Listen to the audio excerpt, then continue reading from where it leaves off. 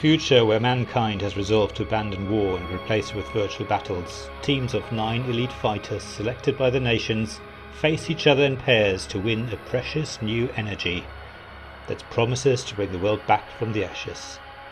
You have the opportunity to lead one of these teams out onto the 3x3 grid, where you take turns with your opponent and carefully occupy key positions, in the hope that you win battle after battle to become a hero of the Vector Wars.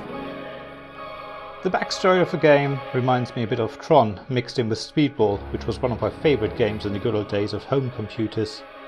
Yet overall, Vector Wars feels much more like chess, be it a game of chess on steroids, and with some elements of Stratego. There are a lot of great mechanisms that make gameplay so interesting, so Elie Maman has done a really good job. Let me give you some examples.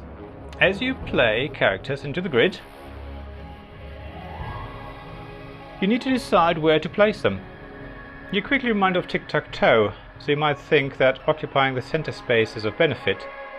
However, being in the center also means you're more likely to have to fight more opponents, so you better choose a character that has good stats, and that's the next decision you have to think about. Each character has 4 stats, 1 for each edge.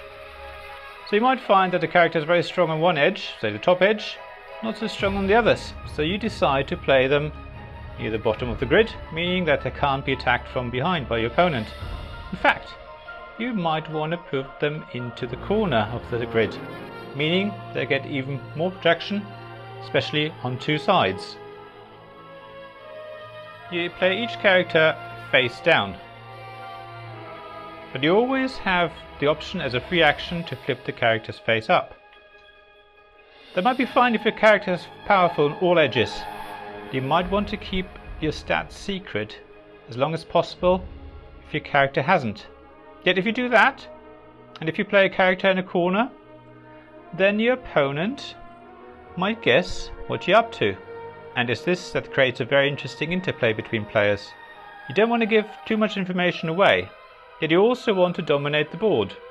There are also ways of buffing up your character strength. You can create fortifications on one side or increase the character's overall power. In both cases, you roll a die, which introduces an element of chance.